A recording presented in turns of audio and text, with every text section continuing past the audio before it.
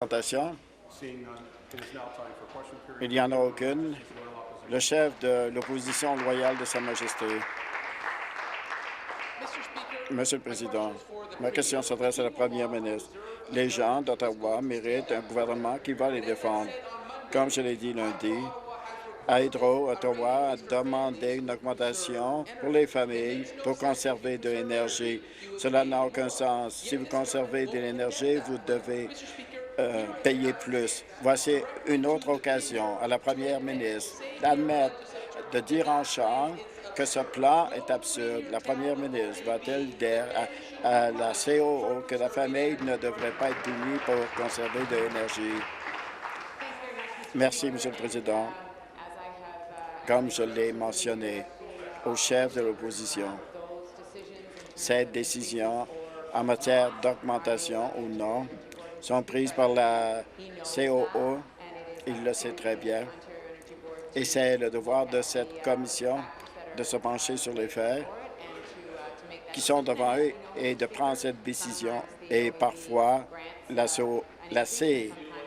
Commission de l'énergie d'Ontario accorde une augmentation et parfois non. Complémentaire. De retour à la Première ministre. Lorsqu'il y a une remise, donc elle accepte et finalement elle ne peut pas participer parce que les gens de l'Ontario doivent payer davantage parce qu'ils conservent de l'énergie. C'est absurde. Une fois de plus, c'est la même Première ministre qui a demandé aux Ontariens 9 milliards de dollars de plus pour les contrats d'énergie. C'est la même Première ministre, c'est le même gouvernement qui nous a fait payer, qui a reçu 1,3 million pour des politiques mal avisées. Oui, les taux vont augmenter le 1er novembre. Est-ce que la Première ministre va faire ce que doit une bonne Première ministre et refuse d'accorder une autre recommandation? Faites ce qu'une bonne Première ministre doit faire et mettre fin à ces augmentations. Intervention du Président. Veuillez vous asseoir. Je rappelle à tous, vous devez passer par la présidence. Je n'aime pas les dialogues entre vous. Vous devez passer par la présidence. Monsieur le Président, j'ai eu l'occasion de rencontrer le gouverneur de l'Arizona. Nous avons eu des discussions utiles concernant les enjeux, nos enjeux en commun, et l'un de nos enjeux concerne l'énergie.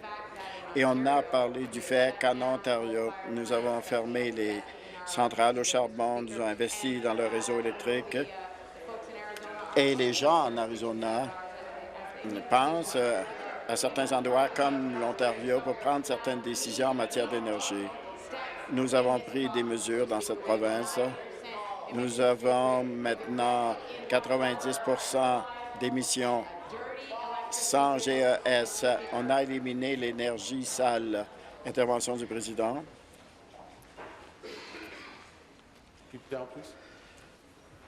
Veuillez poursuivre. Aucun smog cette année. C'est à cause des décisions qu'on a prises sur le réseau électrique en Ontario. Intervention du Président. Je voudrais rappeler à tous, pour moi, c'est un signal que vous ne m'écoutez pas et je vais passer rapidement aux avertissements. Finalement, il y aura un avertissement sans avertissement. Monsieur le Président, de retour à la Première ministre. Elle peut parler à tous les gouverneurs, à tous les premiers ministres. Nous ne sommes pas contents en Ontario parce qu'on envoie des emplois ailleurs en Ontario à cause de nos politiques énergétiques qui sont désastreuses. On brade l'électricité. S'ils n'apprécient pas comment cela affecte les familles. En comité, on a entendu comment c'est difficile pour les familles. Northern Schmidt, elle a dit au comité que ce plan est une gifle. Margaret Tornos de Bristol a dit lorsqu'on parle d'hydro, il n'y a pas de joie dans les maisons du Nord. Terrence Breed dans Ottawa-Sud appelle la remise de la fumée pour de la poudre aux yeux. On l'a entendu au comité, on l'a entendu en comité. Pourquoi le gouvernement ne va pas tel la Première ministre? Est-ce que parce qu'elle a reçu 1,3 million de donations?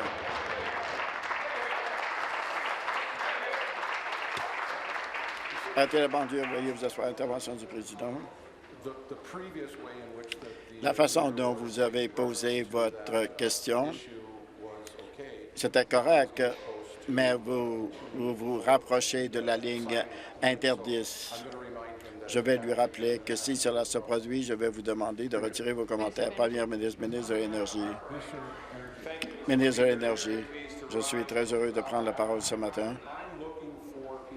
Intervention du président. Vous devez comprendre que je suis sérieux. C'était une occasion de vous entendre. Je ne veux pas d'interjection d'opposition et je ne veux pas faire d'annonce. Oui, poursuivre. Merci, Monsieur le Président. Une fois de plus, je suis heureux de prendre la parole concernant l'énergie du chef de l'opposition. Monsieur le Président, comme on l'a dit, on a investi pour la refonte du réseau électrique. Nous avons éliminé le réseau sale. Maintenant, nous avons un réseau propre. Nous avons une énergie propre en Ontario. On n'est pas obligé d'envoyer des smogs et quelque chose que le gouvernement précédent faisait au jour le jour. Vous savez quoi? Les familles de l'Ontario. Intervention du président. Cela n'aide pas.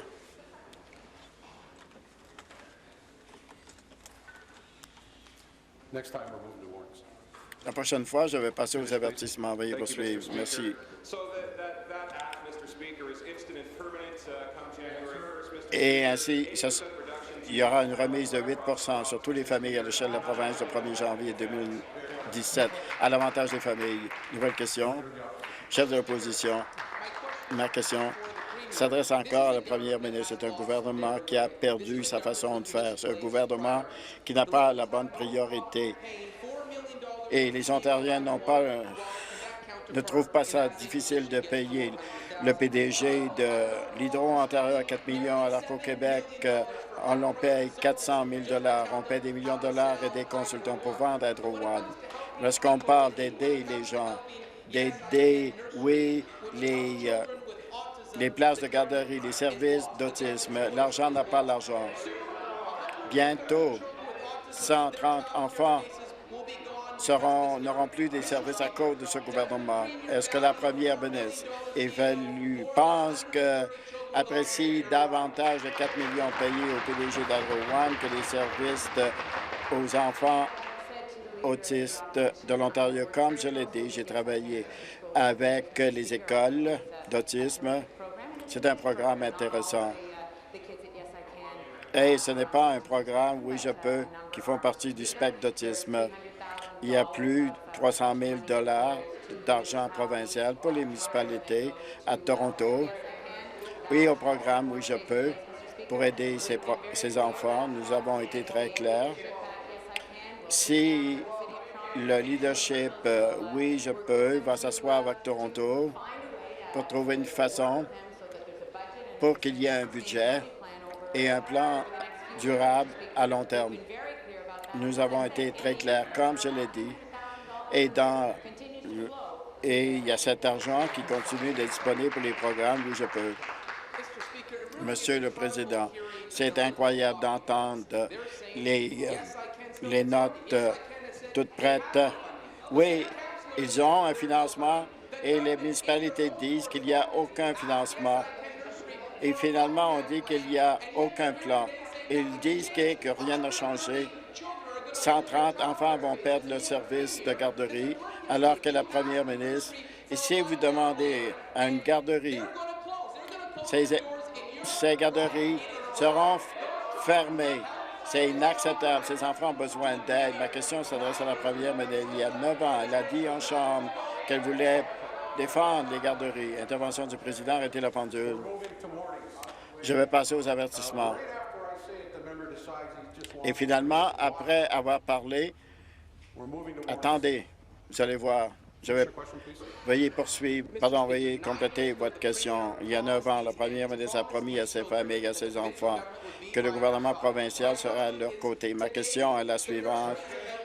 La garderie fermera à cause de la décision du gouvernement parce que le gouvernement veut retirer le financement. Va-t-elle se lever en chambre qu'elle ne va pas fermer ces garderies? Intervention du président. Veuillez vous asseoir. Veuillez vous asseoir. Merci.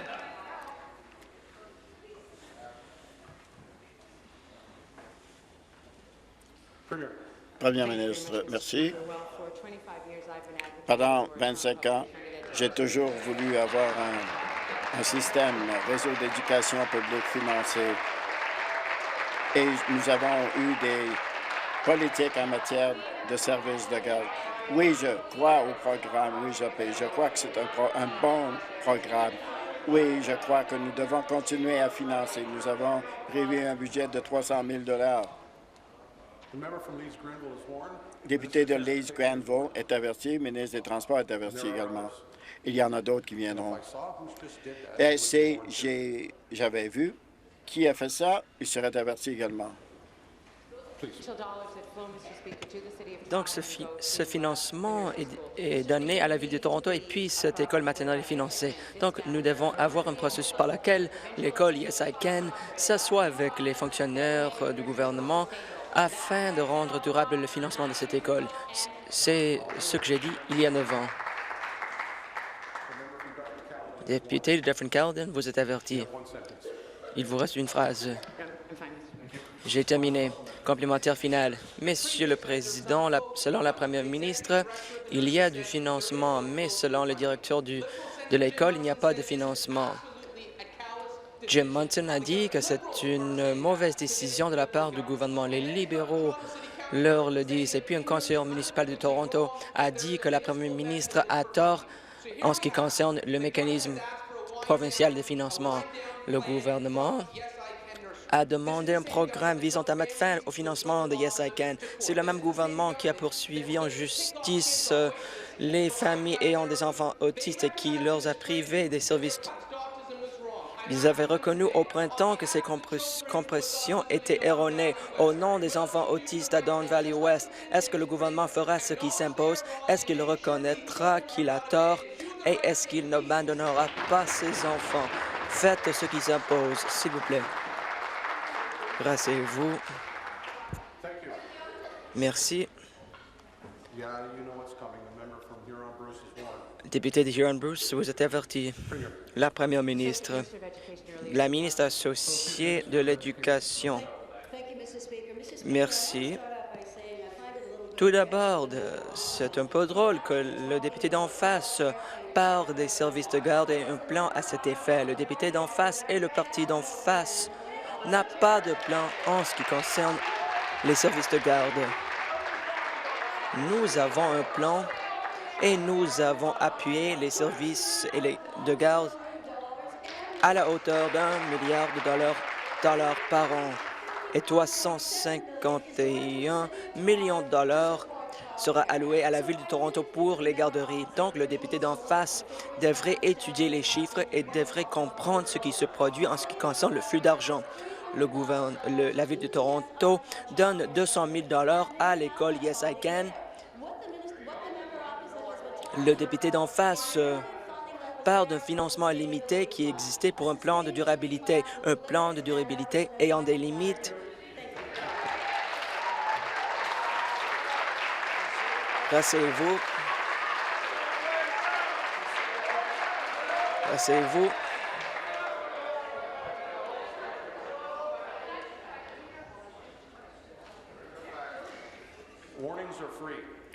Les avertissements sont gratuits.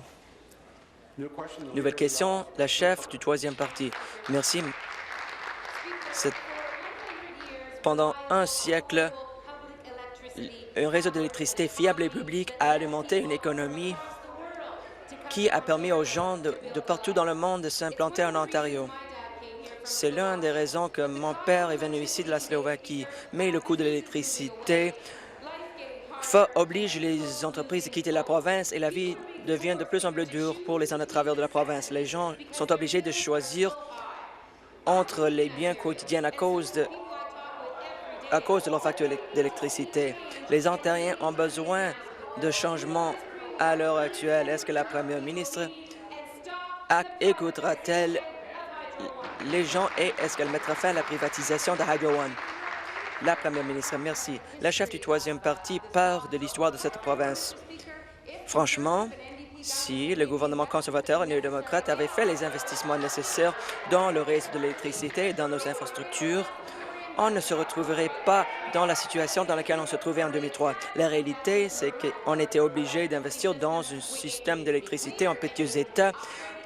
On a dû le mettre à jour et, bien sûr, il existe un coût associé. Mais si on n'avait pas pris les décisions pour mettre à l'arrêt les centrales au charbon, si on n'avait pas investi dans l'électricité verte, on n'aurait pas les airs propres et on n'aurait pas évité 4 milliards de dollars en coûts de soins de santé. Et en ce qui concerne Hydro One, si on n'avait pas pris cette décision, on ne serait pas en mesure d'investir dans les infrastructures négligées. Complémentaire. Si on n'avait pas eu des gouvernements libéraux et conservateurs qui privatisaient le réseau de l'électricité, on n'aurait pas les factures qui existent aujourd'hui. Je vais vous parler d'Ernest Warner, qui habite dans ma circonscription. Il est retraité, il habite avec sa femme et ils sont à revenu fixe. Il m'a appelé parce que sa femme se voit traitée par la dialyse et donc leurs factures d'électricité ont augmenté de 20 %. Il m'a dit que ma dernière facture d'électricité était 40 $ plus 220 $ pour des coûts et des frais de livraison. Ils ne sont pas admissibles à l'aide de la province, mais ils ont besoin de faire fonctionner cet appareil de dialyse, peu importe l'heure du jour. Elle a besoin de cette dialyse. Ces gens ne peuvent pas se permettre de payer la privatisation. Est-ce que la première ministre arrêtera la privatisation de Hydro One? La première ministre, je vais parler de cette famille qui affronte des difficultés. J'espère que cette famille, avec l'aide de la Charte du deuxième parti, j'espère que cette famille a étudié des programmes auxquels il serait admissible.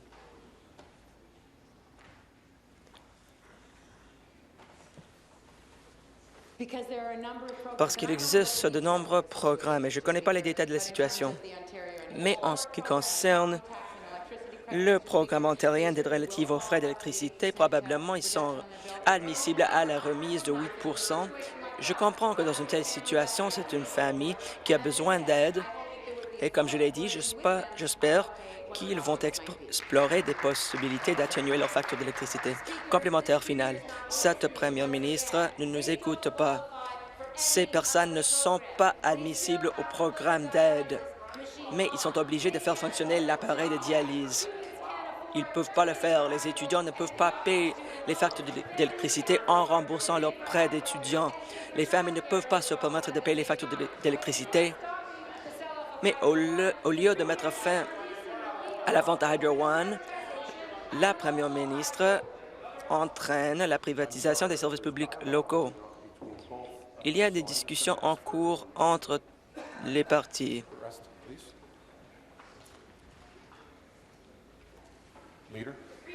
Chef du troisième parti.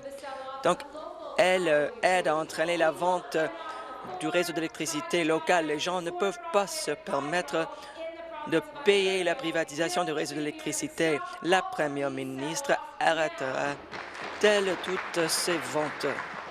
Ministre de l'Énergie. Merci. Il existe de nombreux programmes dans la province qui vise à aider les familles en difficulté en ce qui concerne le coût de l'électricité. C'est pour ça que nous avons agi. Nous avons mis en place notre plan à 3 volets. Dès le 1er janvier, cette réduction de 8 % sera mise en place. Il y aura une réduction de 20 % dans les collectivités éloignées du Nord. Il est important de remarquer que le programme ontarien relatif aux frais d'électricité existe pour les familles qui ont besoin de faire fonctionner des appareils médicaux.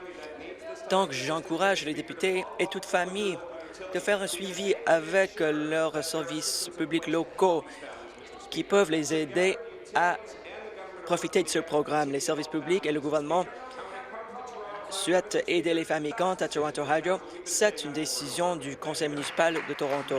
Nous l'avons dit à plusieurs reprises. Nouvelle question des chefs du troisième parti. Cette question s'adresse à la première ministre. Beaucoup d'Ontariens ont du mal à payer les services de garde, les prêts d'étudiants, les factures d'électricité.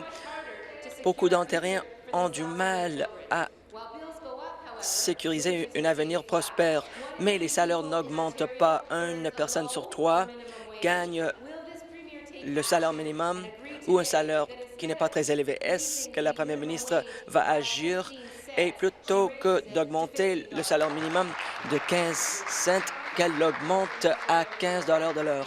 La première ministre, je sais que le ministre du Travail va vouloir parler du processus qui fera augmenter le salaire minimum, prenant en compte le coût de la vie quotidienne et que cette décision ne soit pas une décision politique. Pendant une décennie, il n'y a pas eu d'augmentation du salaire minimum. La chef du troisième parti a parlé des défis des Ontariens. Et donc, ces problèmes, par exemple, le coût des frais de scolarité, c'est pour ça que nous avons mis en place des frais de scolarité gratuits pour 150 000 étudiants en Ontario. L'annonce qui a été faite il y a quelques jours en ce qui concerne le stationnement aux hôpitaux. Hier soir, quelqu'un m'a remercié de cette décision. Nous comprenons qu'il existe des défis qu'affrontent les Ontariens, mais des changements que nous mettrons en place, l'un qui a été défendu par la chef du troisième parti, la remise de la partie provinciale de la TVH des factures d'électricité.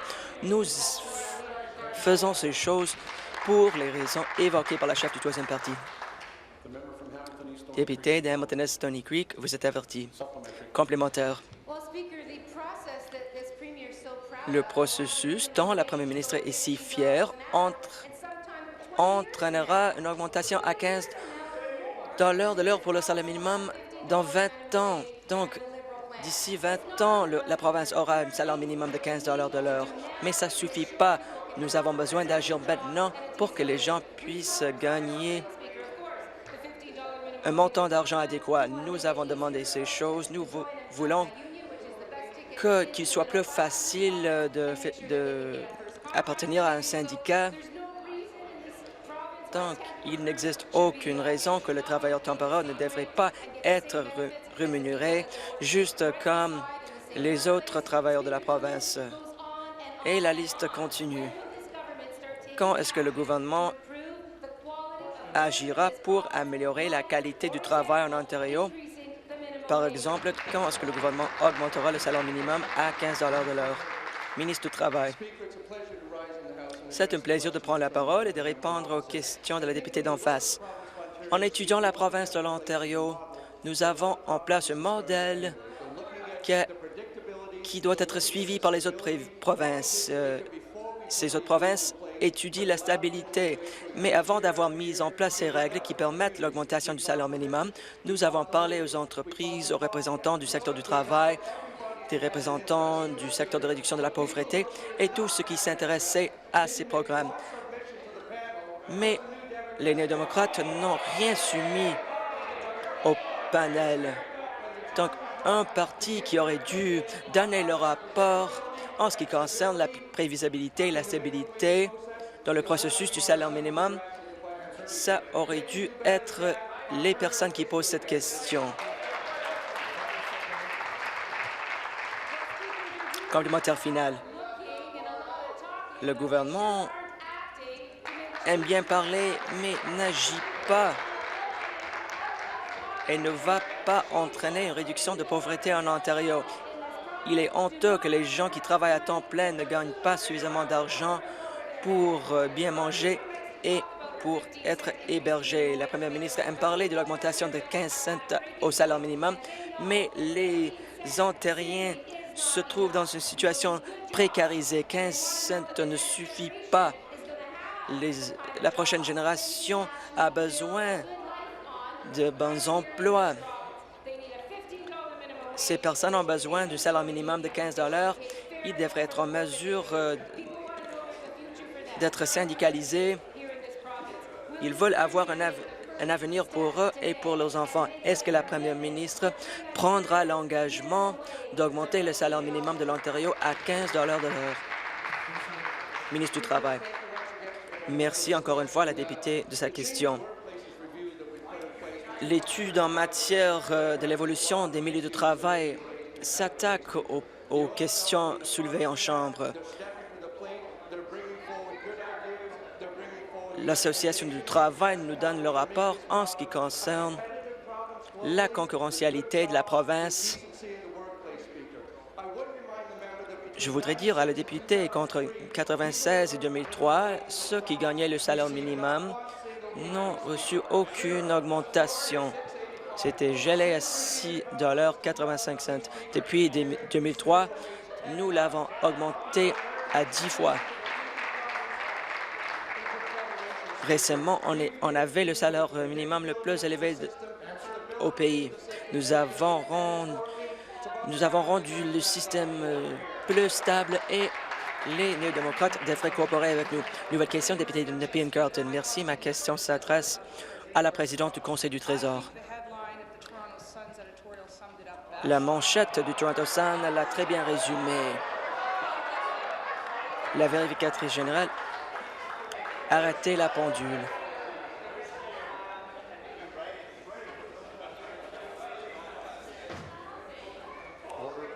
À l'ordre.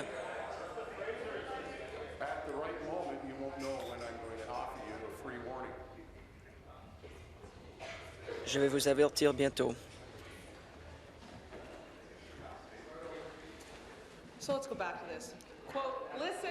Donc, LISC plus crédible que le Parti libéral. Donc, à qui devons-nous faire confiance? Nous sommes arrivés à la même conclusion.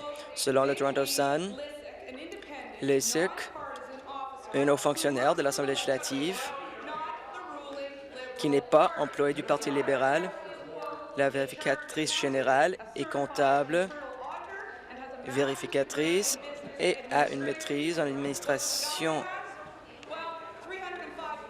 Et le gouvernement n'a que 305 milliards de dollars en dette. Donc, nous faisons confiance à la vérificatrice générale. Mais je vous pose la question, pourquoi les Ontariens devraient-ils faire confiance au calcul du Parti libéral? Rassez-vous. Présidente du Conseil du Trésor. Essayons encore une fois. Nous avons utilisé les chiffres de la vérificatrice générale, les chiffres qui étaient déposés dans les états financiers non vérifiés démontrent un déficit de 5 milliards de dollars. C'est le chiffre proposé par la vérificatrice générale. Nous lui avons démontré la dette accumulée, le chiffre proposé par la vérificatrice générale. Si vous faites confiance donc à la vérificatrice générale, vous nous faites confiance. Complémentaire.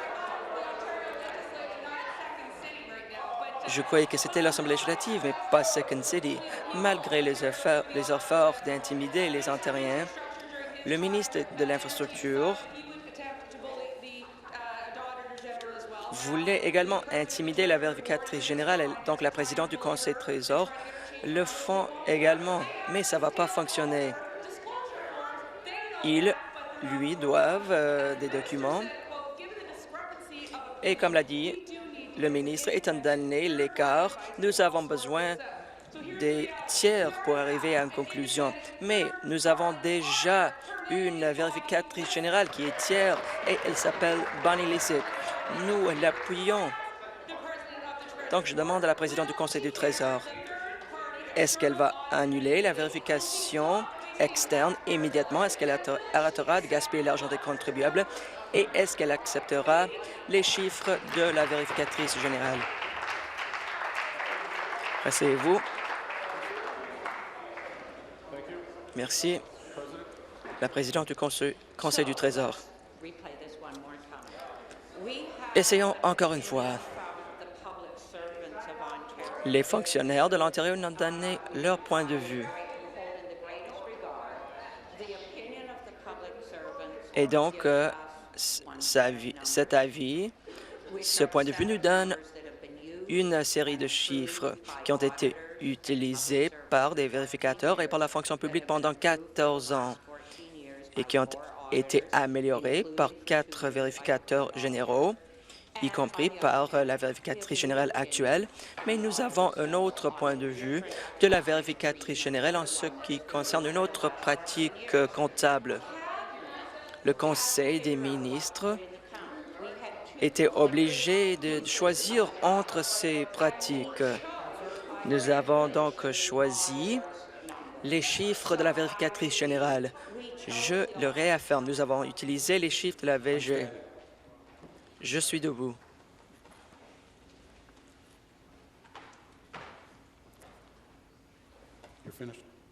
Vous avez terminé. Nouvelle question, député de Kitchener-Waterloo.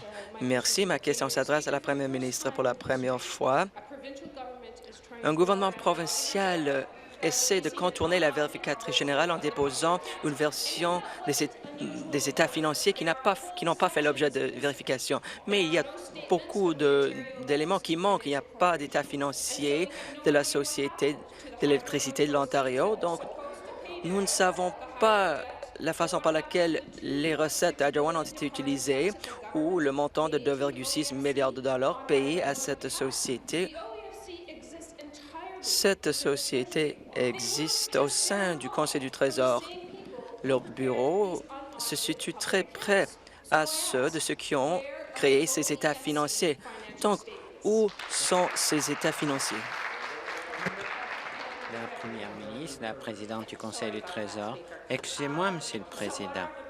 Ce que j'aimerais dire à la députée, c'est que quand on a déposé des comptes publics, comme j'ai expliqué, une fois qu'on a eu le conseil de la vérificatrice générale quant à son opinion de vérification et les approbations qu'il faut avoir, on va déposer officiellement les comptes et je veux assurer les députés que il y a plusieurs agences qui sont là. Ça sera dans les comptes publics.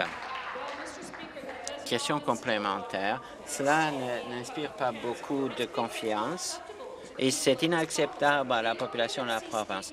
Les déclarations de la Société financière de l'industrie de l'électricité de l'Ontario n'étaient pas acceptées. Les déclarations de Hydro One Brampton et des déclarations de la SASPAT. Le PDG de la SASPAT est Tom Hill, l'ancien chef de cabinet de la première ministre. Ma question s'adresse à la première ministre. Pourquoi est-ce qu'elle n'a pas pu persuader son ancien chef de cabinet d'accepter les états financiers vérifiés de la SASPAT?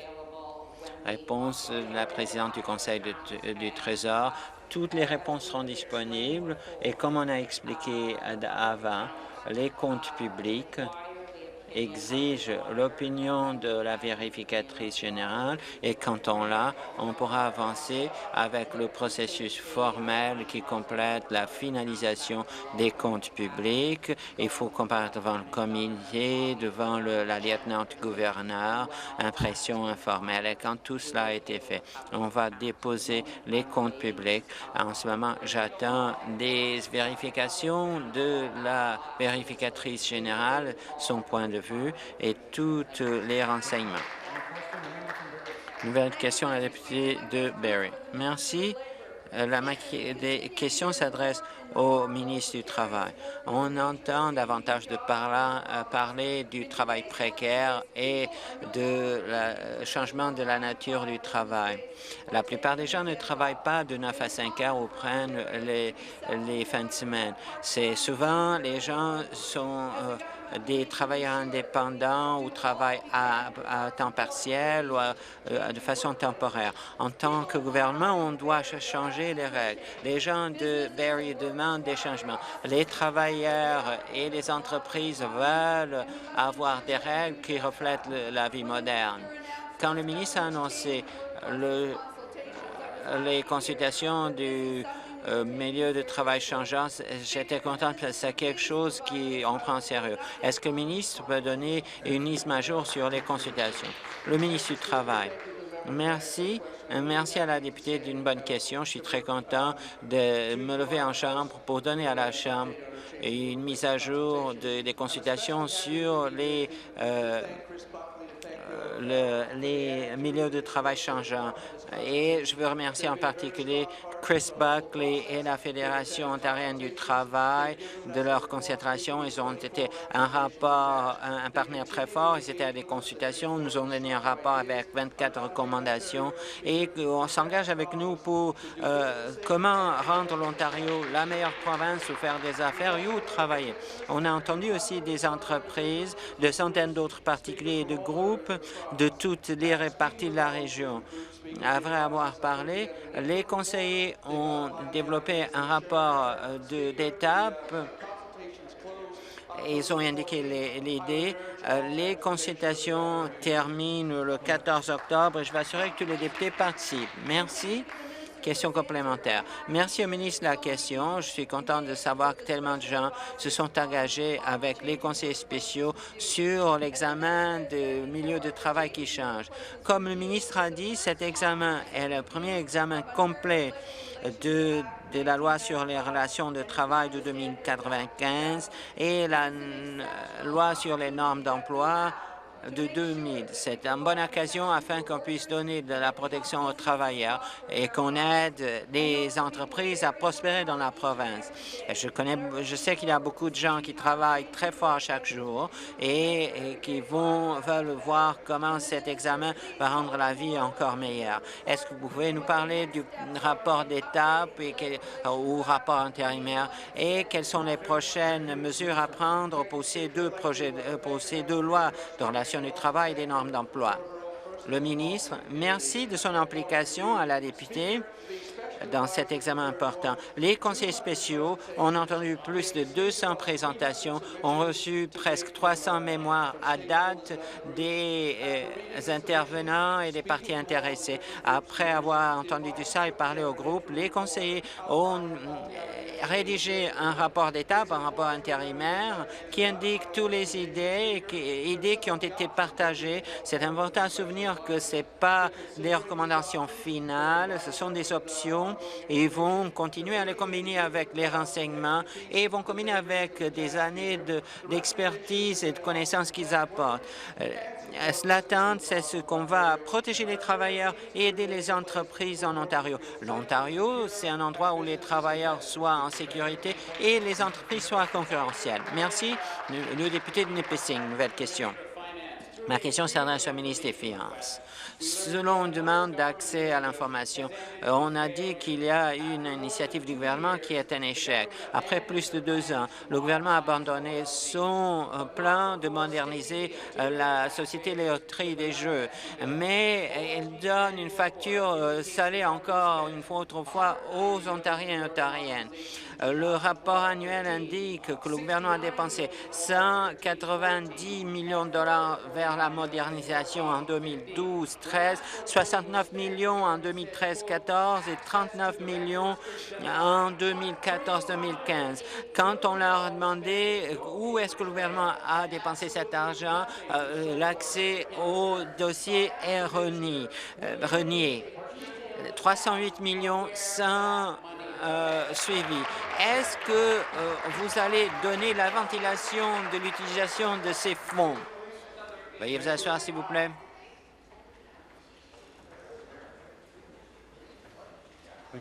Merci. Le ministre des Finances. Merci, Monsieur le Président. Et comme le député d'en face a noté, il y a beaucoup de contributions à la société, les loteries des jeux, à la province, pour appuyer des écoles, des hôpitaux, des collectivités, à 2 milliards de dollars l'année dernière à tout seul. Quand on avance, la publication de ce rapport est faite et tout est ouvert et transparent. On reconnaît qu'il faut continuer à moderniser, à donner plus d'économies et le député d'en face ne parle pas des degrés d'investissement pour avoir certains de ces établissements à l'ère moderne. On continue à le faire comme on a fait avec la loterie. On reconnaît l'importance pour Sault Ste. Marie et ses employés. Et on veut s'assurer que les communautés qui donnent ces services ont les investissements nécessaires pour donner des services nécessaires, aussi bien pour qu'on donne de meilleurs services sociaux. Question complémentaire. Merci. Je reviens au ministre. Le schéma du régime de retraite de la province de l'Ontario, le RPO, qui est un échec, a coûté 70 millions de dollars et on a donné 0 en avantage. Par nos demandes de renseignement, on a su que le gouvernement a dépensé 308 millions sur une autre initiative abandonnée. Et c'est drôle que le ministre mentionne des hôpitaux. Pour payer pour tout ce gâchis, le gouvernement a réduit de 107 millions de dollars le transfert de la Société des loteries et des jeux et ils essayent d'équilibrer le budget sur le dos des personnes les plus vulnérables. Un autre 308 millions a été dépensé et c'est la population qui paye pour tout le gâchis. Qu'est-ce que vous cachez de plus? Veuillez vous asseoir, s'il vous plaît. Merci. Le ministre. Monsieur le Président, comme on a noté, nous modernisons la Société des loteries et des jeux de l'Ontario et on sait qu'on peut faire plus pour aider les collectivités ontariennes. Et les ventes des loteries, c'était à tout un record de 3,8 milliards de dollars. Et depuis 1975, la Société des loteries et des jeux a donné 42 milliards de dollars à la population de la province de l'Ontario. C'est des paiements pour payer les hôpitaux, les écoles, aussi les préventions de problèmes de jeux compulsifs et d'autres. On a continué à noter qu'il faut faire plus. Et quand le député parle de divulgation, on continue à le faire. On a assuré que ces renseignements soient disponible au public, peu importe le retard. C'est une raison pourquoi on donne des états financiers au public à cette Chambre.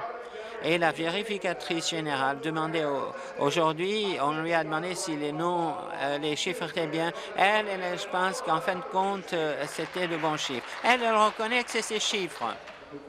Nouvelle question, la députée de London Fanshawe. Monsieur le Président, ma question s'adresse à la Première ministre. Un nouveau rapport montre que l'Inde a de la pauvreté profonde et enchâssée. C'est une situation que les auteurs du rapport disent que c'est brutal.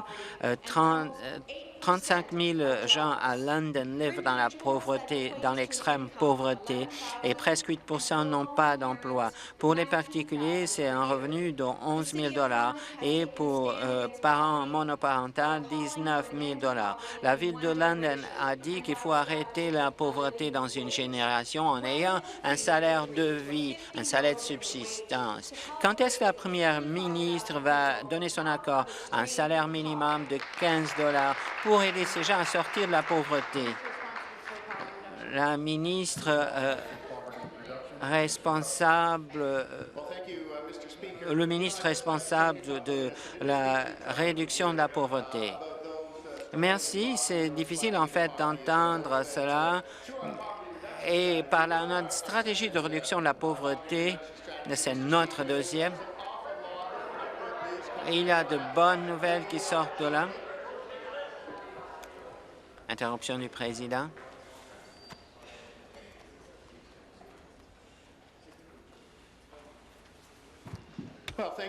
Merci, Monsieur le Président. Je veux juste rappeler les députés que le budget de 2016 avance notre stratégie de réduction de la pauvreté pour qu'on donne les outils aux gens, les soutiens nécessaires pour remplir leur plein potentiel. Je veux parler du rapport de réduction de la pauvreté qui parle de 47 000 enfants de la province qui sont sortis de la pauvreté. Merci. Question complémentaire? Je reviens à la Première ministre.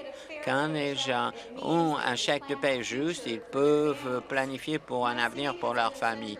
Ma famille a un centre de commerce et était à un moment un centre de bons emplois dans le secteur manufacturier dans le sud-ouest de l'Ontario. Les gens de London ont de bonnes aptitudes de travail.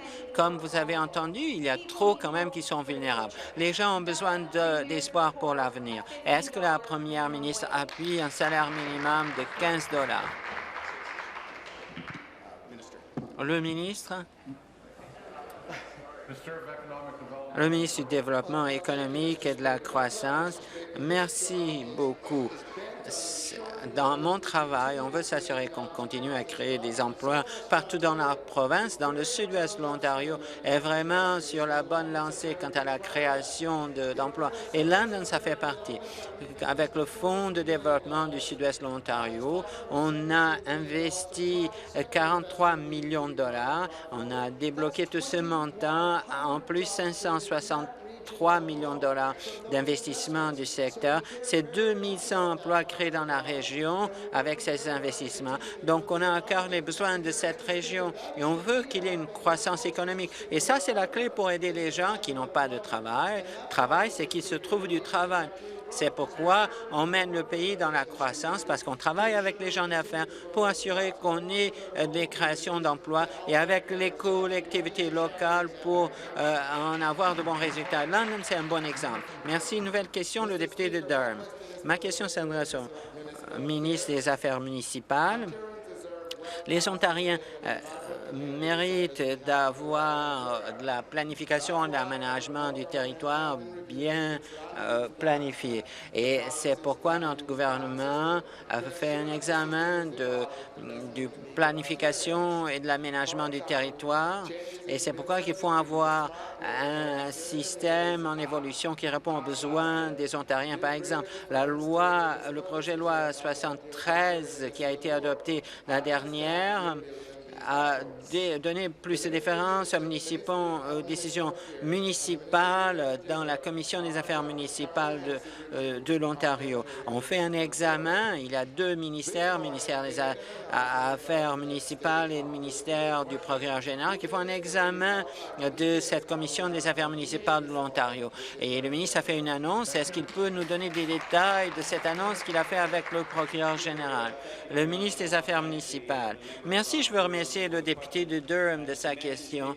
Comme il a mentionné, le procureur général et moi, on a fait une annonce ce soir dans le studio des médias pour la prochaine phase quant à l'examen de la Commission des affaires municipales de l'Ontario. On avance officiellement avec le lancement d'un document de consultation et de position publique pour des consultations, des changements et modifications à la Commission des affaires municipales de l'Ontario. Mais je veux dire aux gens, si on a fait l'annonce, ce n'est pas le début. On a fait beaucoup d'autres travail du côté des mesures législatives et de politique. Et on a eu des consultations. Et pendant ces consultations, on va apporter les consultations qui va nous informer ce qu'on va faire quant à la CAMO. Et donc, on va l'ajouter, ça a été ajouté à cet article consultation, et on va entendre la population dans les 75 jours à venir.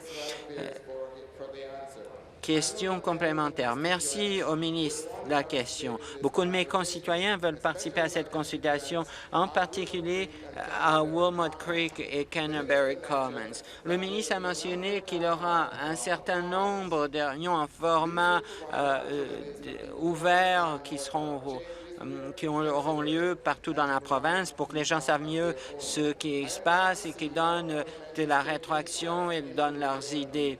Et je suis content de voir que le gouvernement essaie d'améliorer la Commission des affaires municipales de l'Ontario.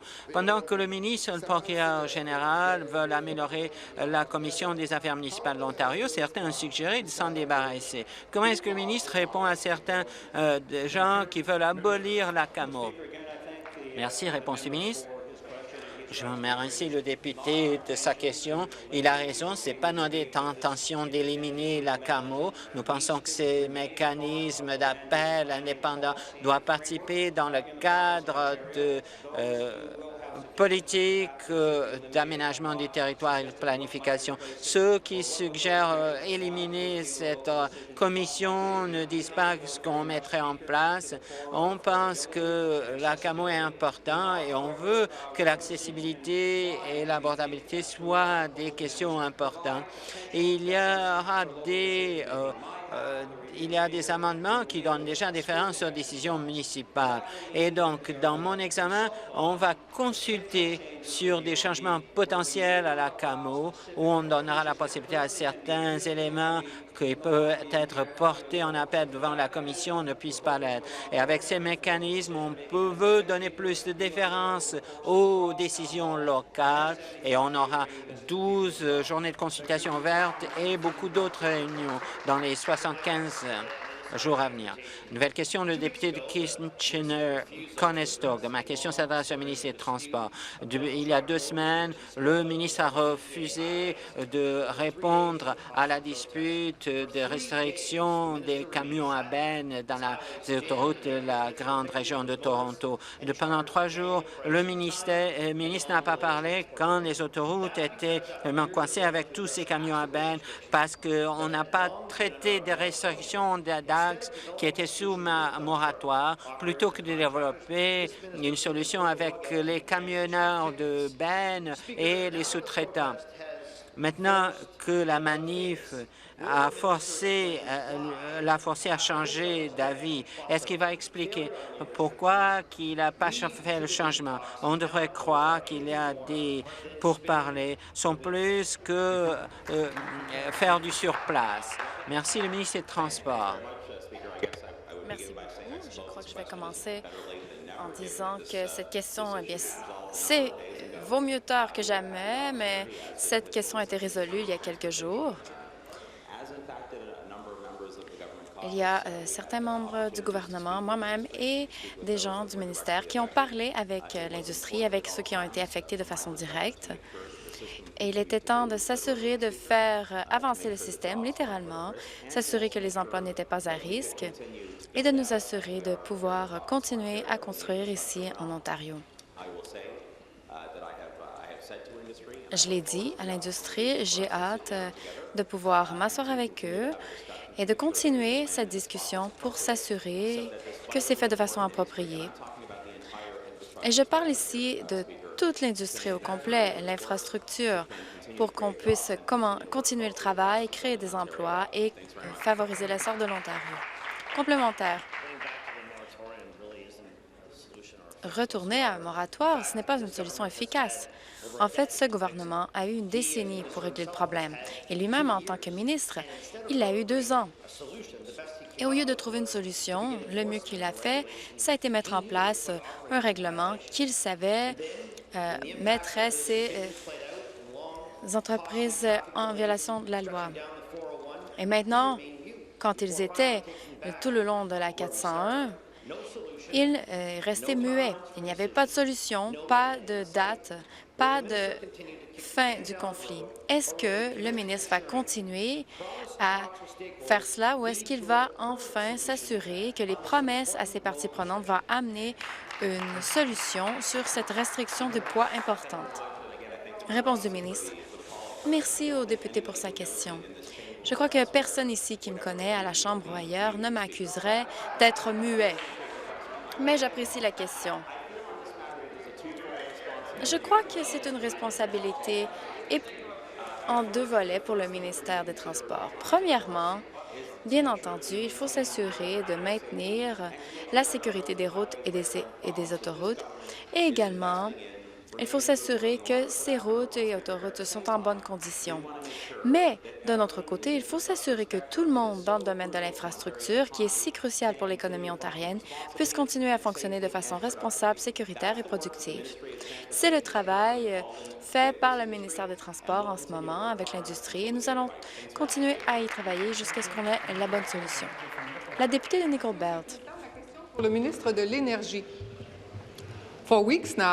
Depuis des semaines, les gens du Nord et de l'Ontario rural se font dire qu'ils vont recevoir une réduction de 20 sur leur facture d'électricité. Le ministre, le 27 septembre, s'est levé ici et il a dit une réduction de 20 pour les familles du Nord et de l'Ontario rural, comme dans ma région, sera un mécanisme important pour plusieurs familles. Le ministre habite dans la circonscription de Sudbury et pas un seul de ses concitoyens ne va se qualifier pour ce rabais de 20 Est-ce que le ministre va corriger ce qu'il a dit et dire aux gens de sa circonscription qu'ils ne vont pas pouvoir recevoir ce 20 Le ministre de l'Énergie. Merci, Monsieur le Président. Je suis heureux de répondre à cette question parce que, comme nous habitons dans la ville du Grand Sudbury, plusieurs personnes qui habitent dans sa circonscription vont se qualifier pour ce rabais, comme plusieurs autres dans la province. Alors, je suis très heureux de me lever et de parler du bon travail que nous faisons pour nous assurer qu'il y ait un 8 de rabais pour les familles partout dans la province. Intervention du président. Peu importe où vous êtes assis, le député de Lambton-Kent-Middlesex, vous êtes averti. Veuillez continuer. Merci. Le but de ce 20 de rabais, c'est de s'assurer que ceux qui vivent dans les régions rurales du Nord ou éloignées reçoivent cet avantage pour s'assurer qu'ils peuvent économiser sur les frais de livraison. Les gens du Nord sont très heureux de recevoir cette réduction et j'espérais que le NPD le soit aussi. Je n'ai pas encore reconnu la députée. Maintenant, complémentaire. Merci, Monsieur le Président. Les gens de Sudbury ne sont pas les seuls. La grande majorité des 1,8 million de personnes qui vivent dans l'Ontario rural du Nord ou éloigné ne se qualifient pas pour ce 20 Je reçois des appels téléphoniques à tous les jours des gens de Nickel Belt et Sudbury qui ont de la difficulté à payer leurs factures d'électricité. Ils veulent savoir s'ils seront éligibles à ce rabais de 20 Et il y a un député de Sudbury, qui est ministre de l'Énergie, qui leur dit que les gens du Nord recevront un rabais de 20 sur leurs factures. Mais ensuite, ces gens appellent Hydro One et Hydro One leur dit qu'ils ne se qualifient pas pour ce rabais. Ce serait utile si le ministre pouvait corriger ce qu'il a dit et dire aux gens de sa circonscription qu'ils ne sont pas qualifiés pour ce rabais. Même chose pour la plupart des gens de Nickel Belt. On ne se qualifie pas non plus pour ce rabais. Est-ce que le ministre va corriger ce qu'il a dit? Le ministre. Merci. Je crois que ce que le NDP doit faire, c'est comprendre le système d'électricité. Ils n'ont pas de plan. Ils ne comprennent pas comment fonctionne le processus. 20 se rendra à 330 000 familles.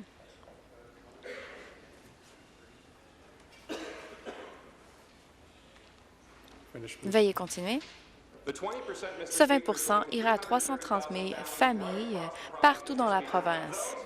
Et ces familles qui ont des coûts beaucoup plus importants que dans les centres urbains. Et nous voulions nous assurer que des familles partout dans la province, partout, bénéficieront de ce rabais. Et tout le monde reçoit 8 et ceux dans les régions éloignées et rurales reçoivent 20 C'est quelque chose dont nous devrions tous être fiers. C'est une réduction très importante pour les familles. Et l'opposition, elle, n'a aucun plan. Merci. Nouvelle question, le député de Ottawa-Sud. Merci. Ma question est pour le ministre des Transports. La conduite sous l'effet de la drogue est une inquiétude pour tout le monde. Dans le Sun, dans son article, le ministre a démontré qu'il comprend le besoin pressant d'action parce qu'il y aura des mesures législatives fédérales qui s'en viennent. Je sais que le ministre a rencontré ses homologues provinciaux et que c'était un sujet de discussion important. Garder les routes ontariennes sécuritaires, c'est le travail le plus important du ministre. Est-ce qu'il peut nous donner une idée des efforts du gouvernement pour garder ces routes sécuritaires? Merci. Le ministre des Transports. Merci beaucoup. Bien entendu, je veux remercier le député d'Ottawa-Sud pour commencer pour sa question, mais également pour prendre le temps d'avoir lu mon article dans le journal. C'est important pour moi qu'il y ait cet article dans le Ottawa Sun pour que les Ontariens sachent que le gouvernement reconnaît que ce sujet est très important. C'est également important pour nous de nous assurer que les Ontariens comprennent que nous agissons en ce sens. Dans mon article, je parlais de ce qu'il fallait faire pour aller de l'avant. Nous avons des pénalités plus importantes qui sont égales à celles déjà en place pour la conduite sous l'effet de l'alcool, comme par exemple une amende de 180 suspension du permis de conduire pour 3 jours, etc. Et finalement, il y aura d'autres pénalités après d'autres tests au poste de police. Les actions de notre gouvernement nous aideront à protéger plus d'usagers de la route. Complémentaire. Merci. Je remercie le ministre pour sa réponse et je suis heureux de savoir que nous agissons si fortement pour combattre la conduite sous l'effet de l'alcool et de la drogue. C'est un sujet qui est important pour tout le monde, pour toutes les familles que nous desservons. Et je dois dire que c'est très important. Le bureau du coroner en chef a dit que 39 des conducteurs qui ont été tués sur les routes de l'Ontario avaient de l'alcool, des drogues ou les deux dans leur système. C'est une statistique très choquante, surtout considérant que on peut le prévenir. En plus des pénalités, il faut une approche multiple. Est-ce que le ministre peut nous dire les autres choses que font le gouvernement pour combattre la conduite sous l'effet de la drogue? Le ministre des Transports. Merci au député pour sa question complémentaire. Il a tout à fait raison. Combattre la conduite sous l'effet des drogues doit aller au-delà des pénalités. C'est important également de changer les comportements pour prévenir cette conduite avant qu'elle ne se produise. Et cela se fait par l'éducation du public. Je suis fière de travailler avec nos partenaires comme MAD Canada, le CAMECH, Parachute Canada et l'Association ontarienne des chefs de police sur notre campagne de sensibilisation du public.